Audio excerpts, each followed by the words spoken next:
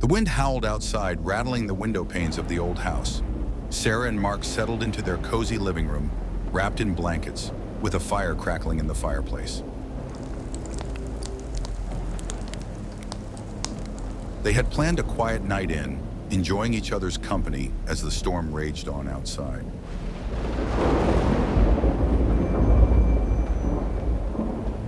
Just as they were about to start a movie, a loud knock echoed through the house. Startled, Mark exchanged a glance with Sarah. Who could that be?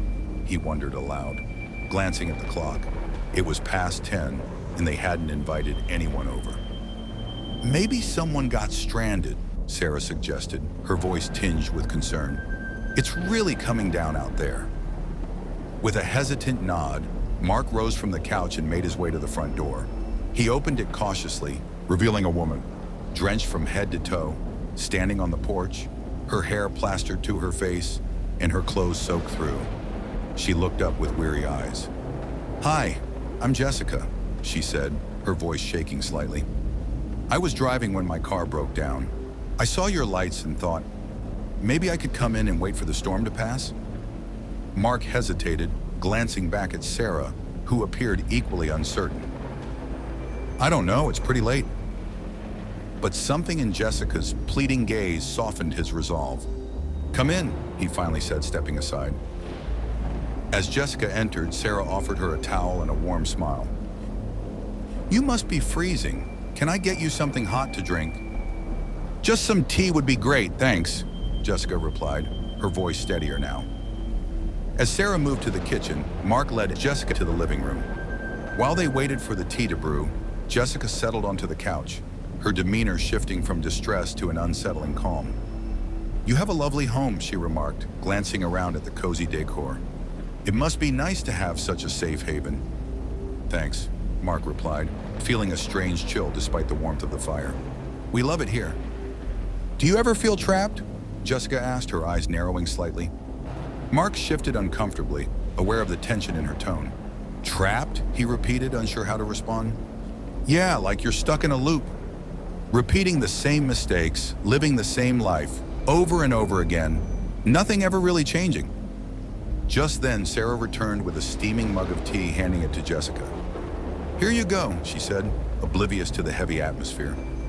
The three of them sat in silence for a moment, the only sound being the crackle of the fire. Mark decided to break the ice. "So, where are you from, Jessica?" "Just a town over," she replied, taking a sip. "But I've been looking for a fresh start." "Really?" Sarah asked, a hint of enthusiasm creeping into her voice. "What do you do?" Jessica's smile faded slightly. "I used to travel, but it didn't go well, not in the way I expected." Her eyes flickered with something dark, and Mark felt a knot tighten in his stomach. "What do you mean?" he pressed, intrigued despite himself. Jessica leaned closer, her voice dropping low. "Let's just say that sometimes the past doesn't let go. It haunts you, like a shadow. I thought I could escape it, but it always finds a way back." As she spoke, the lights flickered for a moment, and Mark felt an inexplicable sense of dread wash over him. "Maybe you just need some time," Sarah offered gently, trying to lighten the mood. "We all have things we want to leave behind." The wind howled louder outside, and the atmosphere in the room shifted. Mark exchanged a worried glance with Sarah, who looked just as uneasy. "Maybe we should call someone to help with your car," Mark suggested, attempting to steer the conversation away from the unsettling direction it had taken. As he reached for his phone, Jessica's expression darkened. "No need for that. I've already taken care of it," she said, her voice suddenly chilling. She sat for a minute staring at her tea, then said, "I should go," her tone shifting once more. "The storm is getting worse." "What do you mean? You can't go out there alone," Sarah exclaimed, rising to her feet. Before Mark could respond, a loud crash echoed from outside, causing them all to jump.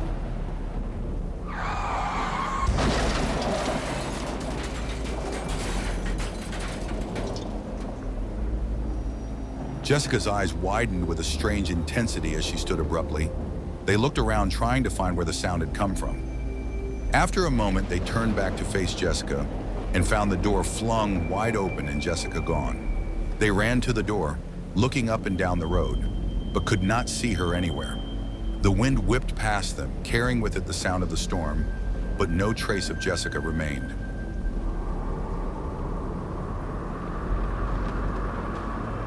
It was as if she had vanished into thin air. Mark and Sarah exchanged bewildered glances, their hearts racing. "Did you see where she went?" Mark asked, stepping out onto the porch, peering into the darkness. The rain poured down in sheets, obscuring their view of the street. "No," Sarah replied, her voice barely above a whisper. "It's like she just disappeared." They stood frozen, the warmth of the house now feeling distant and cold. The only sounds were the storm's fury and the distant rumble of thunder.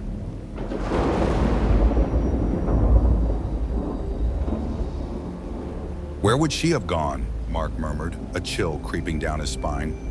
Sarah shook her head, trying to dispel the eerie feeling settling in her chest. "I don't know."